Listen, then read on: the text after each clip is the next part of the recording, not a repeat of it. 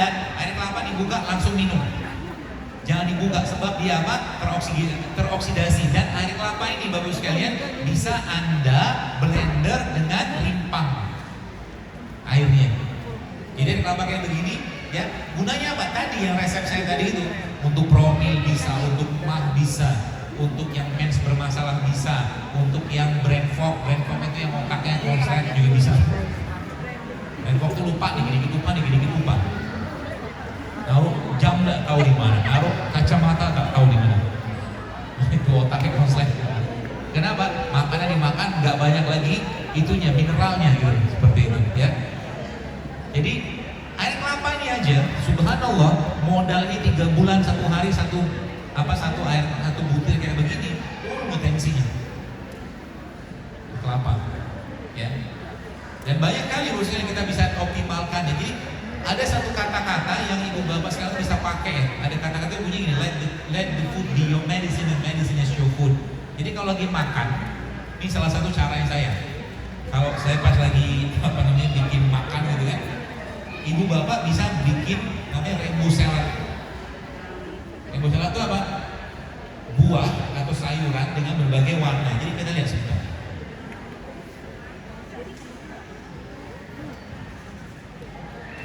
Jadi buah-buahan itu Bapak sekalian, itu ternyata memberikan efek ke badan kita karena setiap warnanya itu punya manfaat yang luar biasa.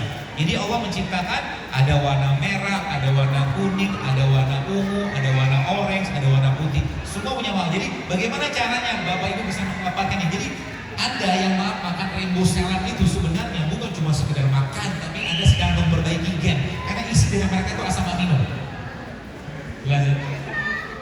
Misalkan begini, terong, ya. Kalau misalkan nggak bisa makan yang mentah, nggak apa-apa, dibungkus nggak apa-apa.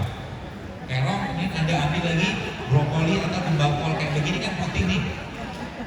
Ada lagi wortel, ya. Apalagi tambahkan brokoli kayak begini. Lalu sesimpel mungkin Anda bikin. Saya kalau biasa bikinnya cuma modal jeruk nipis, kemudian lada hitam, garam, sama sedikit madu. Dan kalau Anda mau tambahkan protein di mereka ini dia bisa pakai dengan cara apa? Kasih kacang-kacangan seperti almond, pistachio, walnut gitu. Ada beberapa. Atau Anda masukkan tempe di situ. Atau kalau enggak juga Anda bisa masukkan di situ alpukat. Mau tambah lagi di sini kan banyak kayak mungkin chia seed atau apa gitu Anda pakai. Nah, lalu di situ Bapak sekalian supaya dapat karbo yang sehat atau asam aminonya, potong tuh. Misalkan kurma dipotong, masukin situ juga bisa. Jadi proteinnya ada, lemaknya ada, karbo sehatnya ada. Itu 3 bulan Anda kerjakan, kanker insya Allah hilang. Luar biasa kan? Kenapa? Karena dari mereka sebenarnya antioksidannya. Coba lihat ada gurunya. Dari antara tumbuhan, dari antara tumbuhan dan hewan, Allah lebih ciptakan lebih banyak mana? Tumbuhan. Ya kan? Artinya apa? Manusia itu nggak perlu kering-kering tiap hari makan daging. Gitu loh. Dari semua warna ini coba lihat. Dari semua warna ini, Bapak sekalian coba lihat. Warna apa? Kan ada warna orange, ada warna ungu, ada warna putih. Dari semua warna yang paling banyak kalau ciptakan tumbuhan warna apa? Hijau. Coba lihat yang paling bawah hijau apa? Detox. Gitu loh. Itu kan tanda-tanda semua gitu. Jadi semakin lama, oh ternyata maksudnya begini. Allah menciptakan pare. Pare itu Bapak Ibu, Masya Allah, penelitian coba baca. Saya punya seorang guru saya guru herbal juga, dia dokter juga. Itu dia cerita ibunya kena diabetes. Hampir tiap hari dimakan itu pahitan semua. Dan itu subhanallah akhirnya apa? Pankreasnya sekarang membaik luar biasa. Karena mereka ini bukan hanya menurunkan gula darah, tapi dia punya fungsi apa? Memperbaiki sensitivitas insulin. Ini pahitan ini. Maka kalau tadi kita bicara busak itu ada warna merah, hijau, kuning, ungu segala macam. Kalau bisa dalam satu mangkok Anda makan tadi itu juga punya 5 rasa.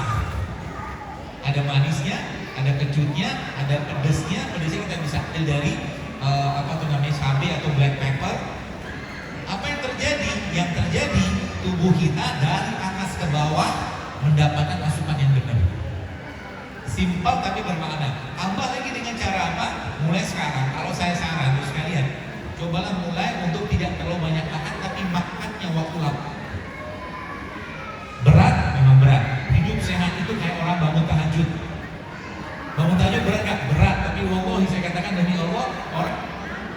bangun tahajud sampai mati juga bakal tahajud. Apalagi yang hobinya dok saya mau cheating hari ini, cheating tiap hari bukan cheating doanya. Jadi saya sekarang sampaikan sebenarnya untuk apa? Terus sekalian lagi-lagi mari kita niatkan kepada Allah ya untuk ini semua, dan Allah menciptakan ini semua, masya Allah luar biasa. Perempuan, ibu-ibu pernah mikir nggak kenapa zaman sekarang anak perempuan kelas 4 SD sudah mens loh? Ya kan? Itu salah satu tanda penurunan tingkat pemikiran atau tingkat akal sehatnya atau mungkin tingkat kematangan selnya umat Islam. Karena kan judulnya usia balik itu kan rata-rata 15 tahun dalam Islam. Ada tamyiz namanya. Tamyiz itu sebelum balik tapi dia sudah bisa mikir mana baik mana benar. Tapi kita lihat di Indonesia saya nggak tahu, di Indonesia nggak tahu. Tapi di Indonesia rata-rata 14, kelas 4, kelas 4 SD, kelas 5, bahkan kelas 3 udah mens. Anda tahu kenapa? Setiap makanan kayak begini, ya, ini mohon Anda buka, Allah menciptakan pelindungnya. Ya, setiap sesuatu itu semakin berharga biasanya kalau pelindungnya semakin keras kayak begini, kan berharga banget. Maka Allah lindungi dia dengan seratnya, serabutnya segala macam. Ada juga, dok, bagaimana dengan durian? Makanya begitu kan? Baik, durian adalah ujian. Kenapa ujian? Kan dagingnya, boleh nggak makan durian? Boleh, cuma dagingnya jangan banyak-banyak karena gula kan. Justru malah Bapak Ibu nanti browsing itu di internet, lihat composition of durian seed, Anda ketemu isi durian atau biji durian itu asam amino. Jadi daripada makan durian banyak-banyak, ini nggak makan bijinya banyak-banyak, lebih sehat. Dan biji-bijian masya Allah, baik sekali biji-bijian ya. Kita ada duku, ada emas di Indonesia gitu kan. Durian itu masya Allah, kalau ini bikin bak biji-bijian, itu banyak penyakit-penyakit yang berhubungan yang bisa diperbaiki. Bahkan kalau ibu bapak sekalian, sekarang gini, kita kan salah satu masalah kita adalah terlalu banyaknya konsumsi gluten, tepung. Padahal tepung itu kan, ini kan juga tepung sebenarnya. Bisa dibikin mie, tapi bukan dari mie terigu, tapi mie dari wortel, bisa. Orang tua kita zaman dulu mereka makan dokter bilang makan gorengan, orang tua kita makan gorengan, enggak. Zaman dulu coba lihat, mungkin Pak Heru di Jawa tuh kental banget tuh. Pagi-pagi sarapan orang tua kita apa? Rebus-rebusan. Mereka makan tepung nggak? Mereka makan tepung, tapi bukan tepung terigu, tapi tepung dari singkong. Beda nasib. Mereka pagi-pagi minumnya apa? Teh pahit, teh tawar, kopi pahit, bukan teh manis kayak kita zaman sekarang. Dan Bapak Ibu baca penelitiannya, gula pasir itu 8 kali lipat kecanduannya dibanding kokain. Saya katakan, kalau ada orang tiba-tiba pengen makan yang manis-manis, jangan diteruskan niat tadi dengan makan yang gula-gulaan. Kalau mau apa? Cari manis di sini, di buah-buahan. Contoh, berarti kami nggak boleh minum kopi pakai manis-manisan. Nah, kalau tetap pengen manis ya madu kan bisa, gula aren bisa, gula singkong bisa, gula kelapa bisa. Atau kalau nggak minumnya kopi pahit makan kurma kan manis juga. Betul kan? Sehingga nanti ya Pak, kalau nggak banyak air atau gula yang masuk ke badan kita, tubuh akan, dia kan itu ya, nggak terlalu, kalau bahasa itu kayak addictive gitu, kecanduan. Ya. Kalau sudah ada perintah dari dia untuk makan tertentu, berarti konslet ke otak. Terutama makanan nggak sehat. Boleh saya katakan harus lawan. Dan ini baru sekarang perginya kemana? Sebenarnya kalau ini kita bahas detail lagi, ini sampai ke masalah epigenetik. Jadi sekarang kalau kita tidak perbaiki ini semua, gen-gen khususnya anak Indonesia nanti adalah gen-gen yang cacat sebagian besar. Auzubillah min dzalik. Kenapa? Satu kurma yang kita makan kayak begini akan menjadi bagian dari gen kita. Kalau tiap hari anak-anak kita sekarang penuh dengan fast food, penuh dengan garam, penuh dengan gula, penuh dengan tepung, dan penuh dengan produk yang kesehat lainnya, artinya apa? Coding mereka, gen mereka pasti akan bermasalah. Kalau coding bermasalah, otomatis apa? Waktu lahirnya pasti akan bermasalah. Jadi yang saya bicarakan di sini sebenarnya bukan makanan dan peradaban ke depan. Kalau kita nggak bergerak sekarang, saya nggak membayangkan sekarang Indonesia 15 tahun sudah diabetes banyak, 20 tahun sudah penyakit jantung, stroke, udah banyak sekali. Kenapa? Nggak bisa kontrol. Dan kita 150 tahun kita dijajah Belanda, diambil rempah, Ada di situ obatnya semua. Bapak Ibu sekalian, modal ini aja, Masya Allah, ada ibu-ibu pernah cerita, dok, suami saya ubannya sudah mulai menghilang gara-gara minum ketumbar. Uban mulai ketumbar doang. Tapi catatannya apa? Jangan makan makanan yang bisa menghilangkan atau membuat elektronnya misah. Semua makanan teroksidasi pasti bikin pisah elektron. Kita sebut dengan radikal bebas dulu. Maka radikal bebas obatnya apa? Antioksidan.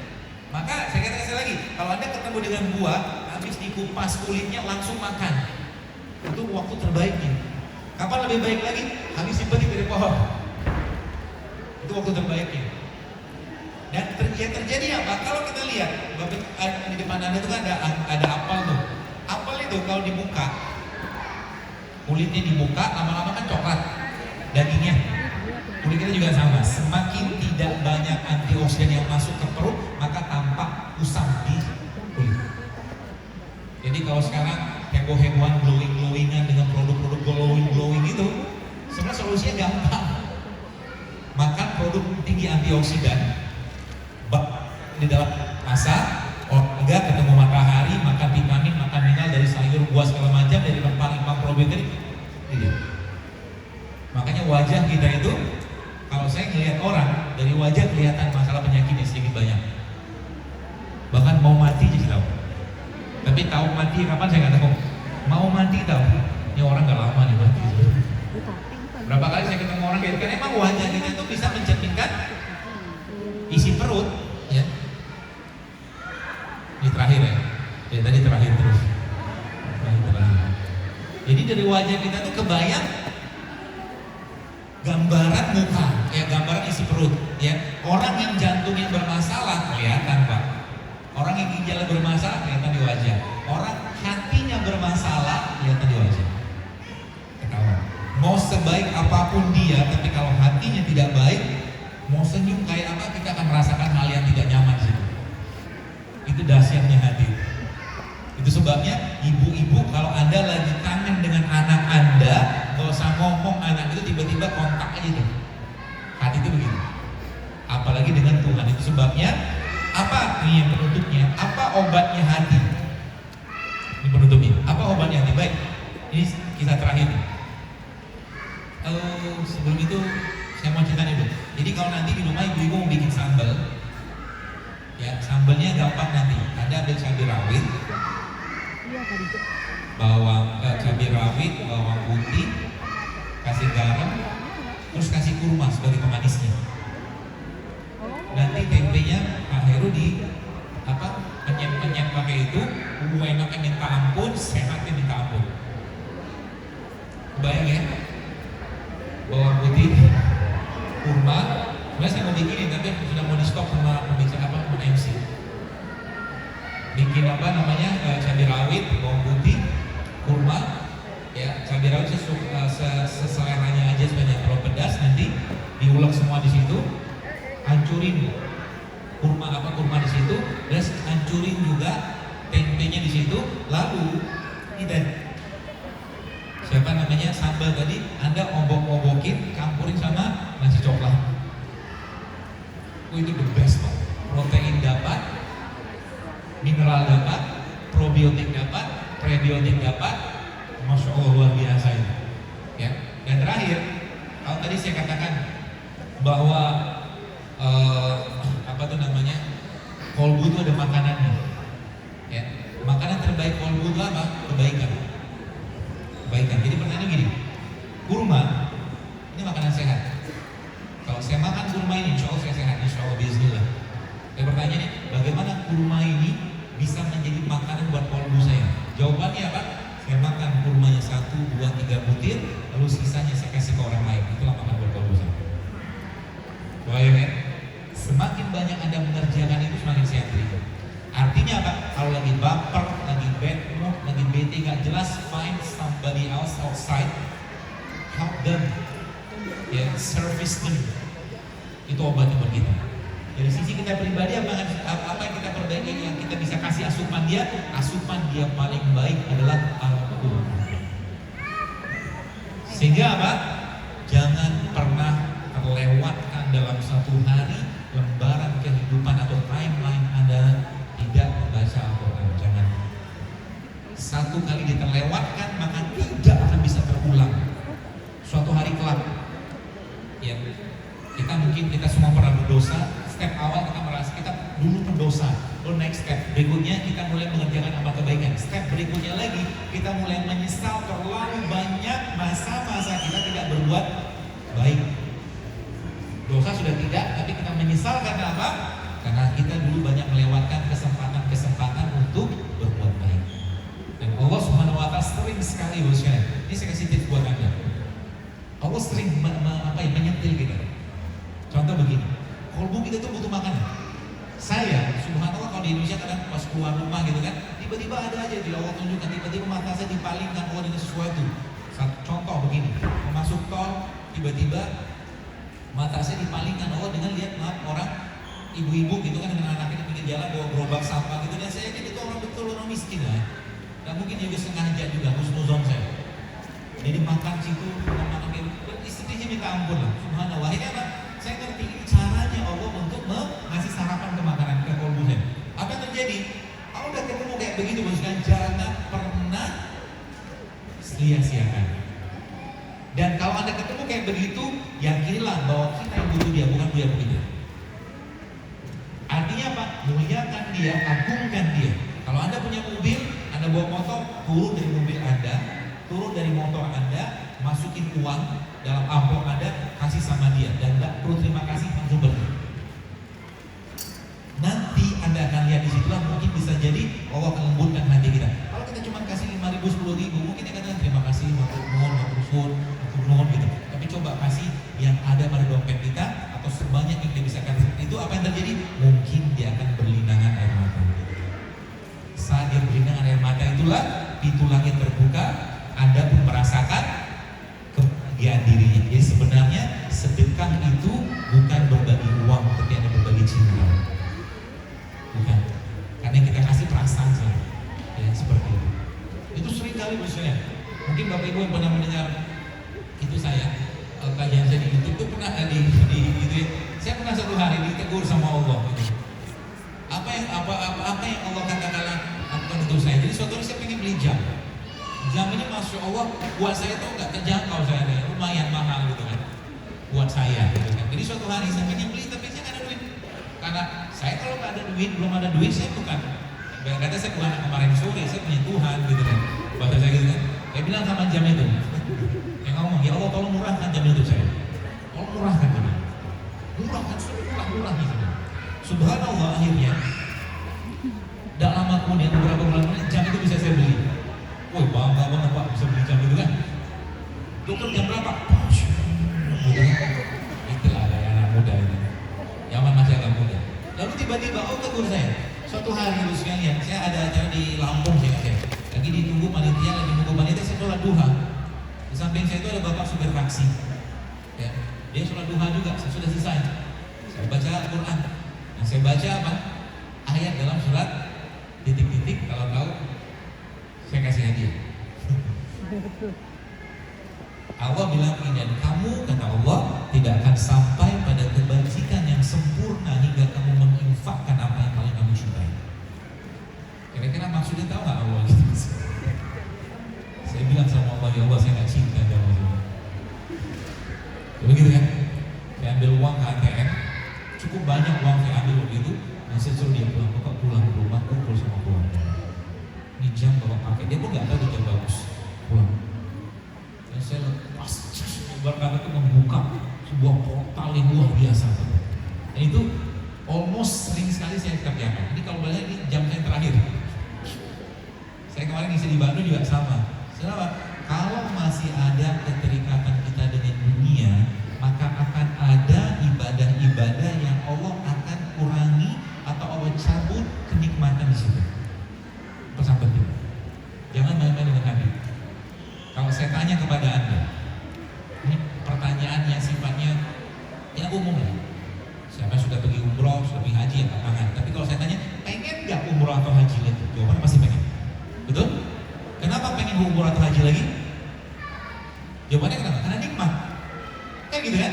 Tapi pertanyaannya, dan ini mungkin mudah-mudahan menampar Anda semua, kenapa kenikmatan itu tidak kita rasakan dengan duha, dengan tahajud, dengan tilawah, dengan sedekah, dengan silaturahim, dengan kebaikan. Hanya di sana bisa jadi ada dosa yang kita lakukan sehingga Allah tarik, Allah kurangi kenikmatan yang lain dari ibadah tadi.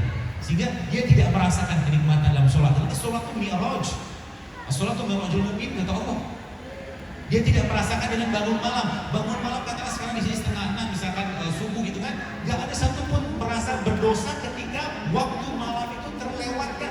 Padahal Tuhan kita turun pada sepertiga malam untuk mencari orang yang menadahkan tangannya, minta ampun, meminta segala macam kepada kita.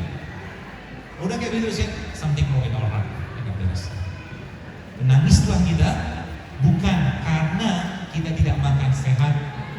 Menangislah kita bukan karena kita katakanlah tidak makan kurma madu, bukan kita. Menangislah kita karena hati kita mungkin mudah-mudahan kita di sini yang terlalu keras ketika ayat Allah dibacakan, tak satu pun air mata menetes ketika instrumen diputar berlimbangan air matanya karena ingat dengan itu instrumen yang syahdu segala macam. Ini musibah besar. Saya tidak habis pikir kalau ada orang bisa meneteskan air mata dengan pengalaman hidupnya, dengan kesusahan hidupnya, dengan segala macam musik, segala macam terlepas dari itu mengatakan ada yang mengatakan halal itu saya nggak bahas, tapi saya katakan kenapa kita tidak menangis ketika membaca Al-Quran? Ya Allah katakan apa? Afalam yasiru fil ardi fatakuna lahum qulubun ya'qiluna biha awazanu yasma'una biha fa inna la ta'mal absar walakin ta'mal qulubul lati fi sudur. Kau berjalan di muka bumi, kau melihat ada warna merah, biru, ungu segala macam. Kau punya mata dengan itu, kau melihat, kau punya telinga dan untuk mendengar, bukan matamu yang buta kata Allah, tapi hatimu yang buta. Sedangkan Allah katakan sanurihim ayatina fil afaq wa fi anfusihim. Kami akan perlihatkan tanda-tanda kebesaran kami di sini. Penjuru langit ada matahari, ada bumi yang tergantung di langit. Wasyamsi wa duha, ada matahari pagi hari. Tidak ada yang memerintahkan kecuali Allah. Bukan mata yang buta kata Allah, tapi hatimu yang buta. Terakhir mungkin sebelum kita berpisah dan masuk pertanyaan, saya ingin kita mentadaburi ayat surat Abasa. Bapak Ibu punya mushaf, silakan dibuka mushafnya.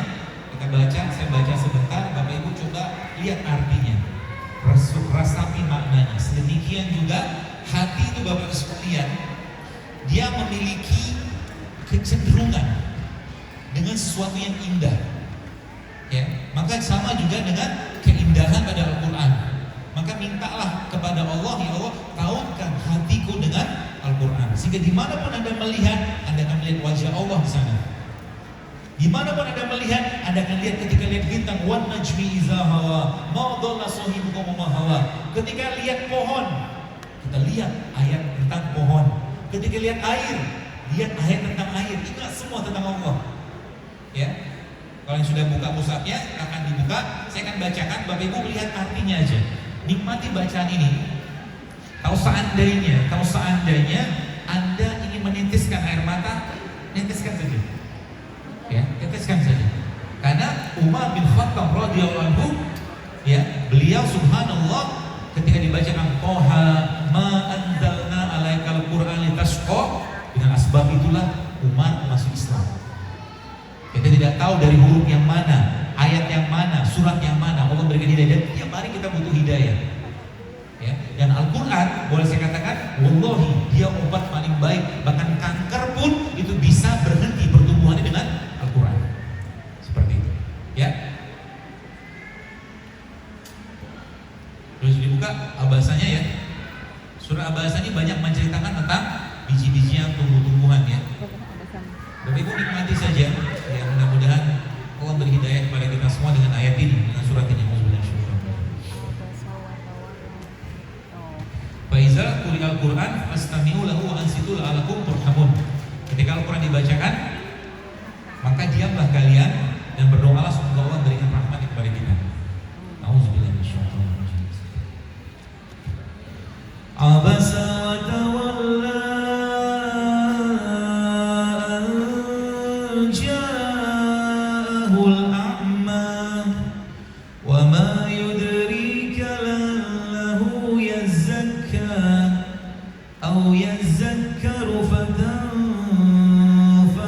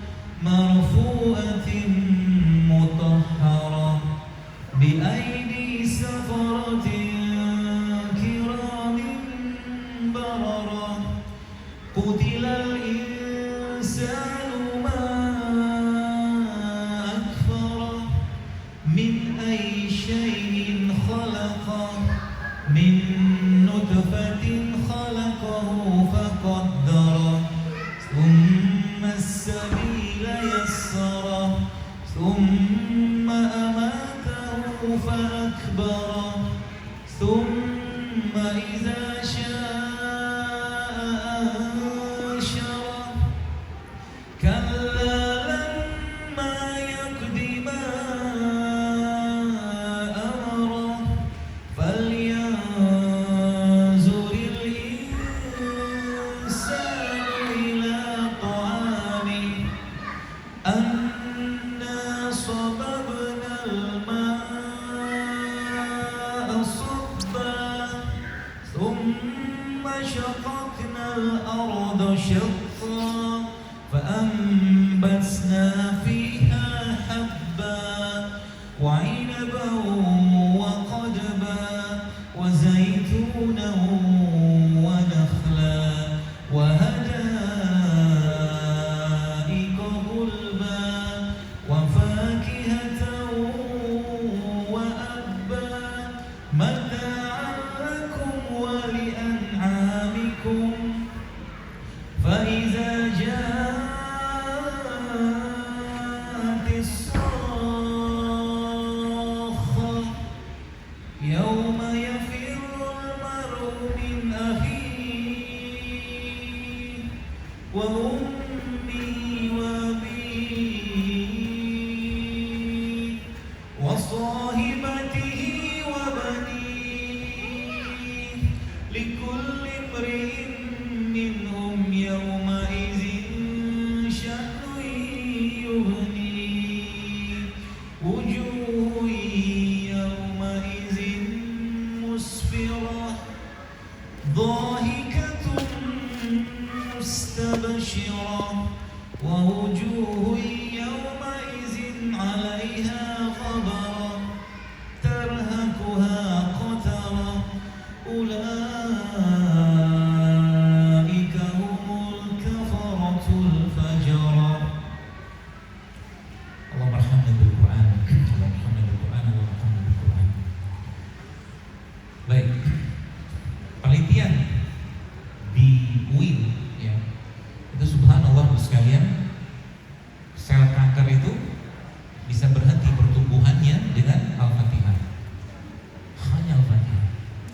Kenapa kita tidak bisa merasakan sensasi itu? Karena mungkin wallahu a'lam bishawab, kita masih jauh dari Al-Quran. Utsman, Umar, bahkan Abu Bakar, ketika mereka dibacakan Al-Quran, mereka berlinangan air mata, bahkan bisa pingsan. Mungkin ya, selama ini penyakit tubuh kita itu bukan penyakit fisik, tapi kerasnya hati kita. Maka kerasnya hati, obatnya apa? Al-Quran. Hanya Al-Quran. Hanya Al-Quran. Ini Allah katakan dalam surah Al-Hasyr, Lau anzalna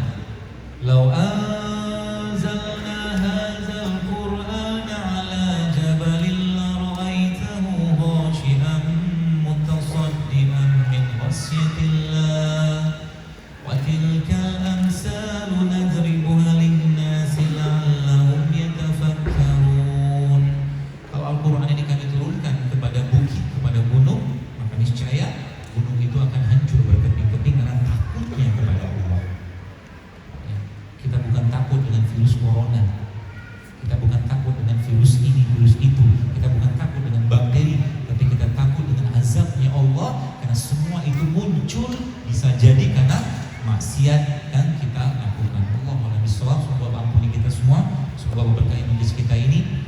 Mohon maaf kalau ada yang salah, mungkin saya kembalikan kepada yang Assalamualaikum warahmatullahi wabarakatuh. Waalaikumsalam.